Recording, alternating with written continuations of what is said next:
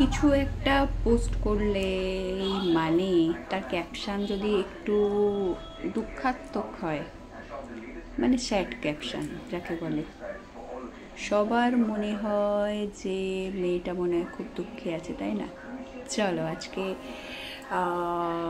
লোকজনের চিন্তা ভাবনা নিয়ে একটুখানি একটা ভিডিও করে দিই, আবার একটা লং ভিডিও তোমাদের উপহার দিতে চলে এসেছি। তোমাদের মতামতটা জানিয়ে অবশ্যই কমেন্ট বক্সে।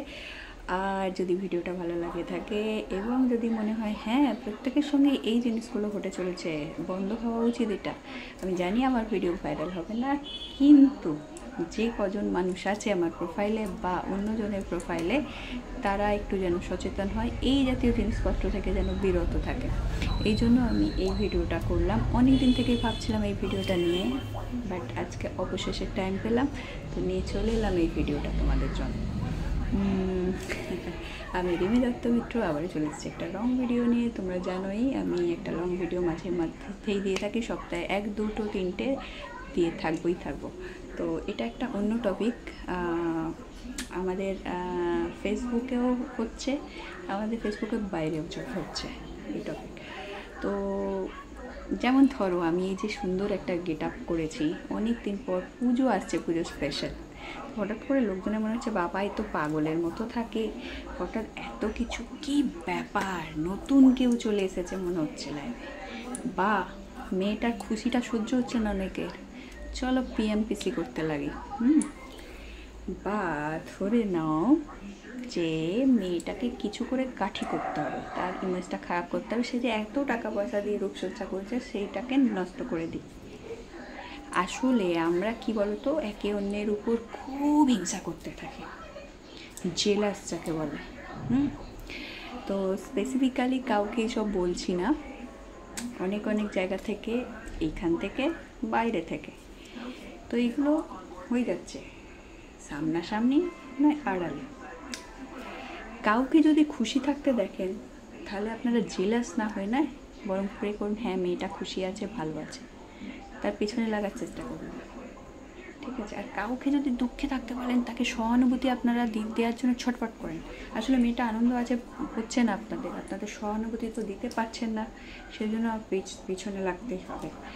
আর যদি অনবরত তাকে খুব কষ্টে দেখেন, স্যাড পোস্ট করছে, মানেই তার সঙ্গে ঘটে গেছে, হয় তার হাজব্যান্ডের সঙ্গে, আর না তো সে যদি না বিবাহিত হয় তাহলে তার অন্য কারোর সঙ্গে হচ্ছে, সে অমনি কিছু ছাড়তে পারে না। স্যাড রিল, স্যাড পোস্ট, যখন তখন ফেসবুকে তো আমাদের কিছু না কিছু ছাড়তে হবে, তো সেই ভাইরাল হওয়ার জন্য আমরা নিত্য কিছু না কিছু করে থাকি, সেটা কখনো ভাবে না মানে তার সঙ্গে ঘুরতেই হবে জিনিসটা। আর সে যদি কোনোদিন খুব সুন্দর মজার একটা পোস্ট করে, তাহলে ঠিক আছে, এখন ভালো। আর জানবার জন্য সব থেকে বড়ো কথা, জানবার জন্য উৎসুক হয়ে থাকে কিছু মানুষজন। আরে বাবা, যদি সেই মেয়েটার জীবনে কিছু ঘটেও থাকে তাহলে সে মেয়েটা কেন তোমাকে বলবে অনলাইন প্ল্যাটফর্মে? তুমি কে? তোমাকে চেনে? জানে না, ঠিক আছে?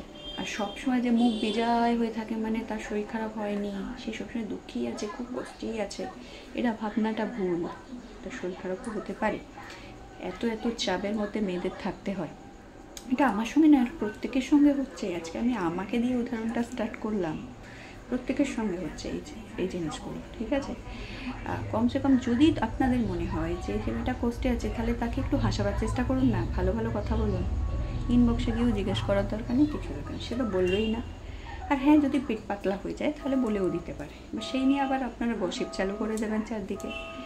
এগুলোই চান? ফেসবুকে কি কাজ করতে এসে এগুলোই করতে এসছেন? মানে ফেসবুকের কাজ আর আপনাদের পোষাচ্ছে না, উইটার করে যান, বন্ধ করে দিন, বন্ধ করেও করতে পারেন। আর ক্যাপশান এই নিয়ে দুঃখ করো না, এই করো না, ওই করো না, সেই করো না, সেই করো না, চোখের জল ফেলছি না মানে সেজে গুজে বসে আছি মানে খুব আনন্দে আছে, এই ভাবনাটাও যেমন আপনাদের ভুল, তেমনি যদি সাজগোজ না করে কাউকে যদি বিষণ্ণ থাকে তার শরীর খারাপও হতে পারে, এই ভাবনাটাও ভুল, যে সে খুব কষ্টে আছে, তার বাড়িতে কোনো প্রবলেম, বাইরে কারোর সঙ্গে প্রবলেম না, আবার ওটা হতেও পারে। এত কিছু জানার তো দরকার নেই, আমরা ফেসবুকে কাজ করতে এসেছি, সেই পোস্ট সম্পর্কিত কিছু লিখি বা সেই রিল সম্পর্কিত কিছু লিখি, ঠিক আছে? তার থেকে তো উত্তর পাবেন না যে তার জীবনে কী চলছে, কী হয়েছে, কিংবা বলে দিলে তো তারই বিপদ, কেননা এটা গোটা রাষ্ট্র হবে। তো এগুলো থেকে বিরত থাকেন। এবং আরও সব থেকে প্যাথেটিক জিনিস লাগে, কারো শরীর খারাপ হলে সে হয়তো টাইম হয়ে গেছে তার, সেখানে গিয়েও আপনারা আজে বাজে মানে তু তা হেনা তেনা এইসব, মানে কি বলবো, কমসে কম তাকে ভালো কিছু লিখুন ওখানে, ঠিক আছে? তাকে আশ্বাস দেবেন না, ঠিক আছে? ডোন্ট ওয়ারি, সব চিন্তা ছেড়ে দাও, ভালোভাবে থাকো, ভালোভাবে কাজ করো, এই জাতীয় কিছু বলতে পারেন না আপনারা। ভালো কী হয়েছে না হয়েছে, এই হবে ওই হবে, ওরে বাপরে সেই রে আমাদের খুব ভালো, হ্যান ত্যান এই ওই সেই, বাপরে বাপ, বিরক্তিকর বিরক্তিকর বিরক্তিকর।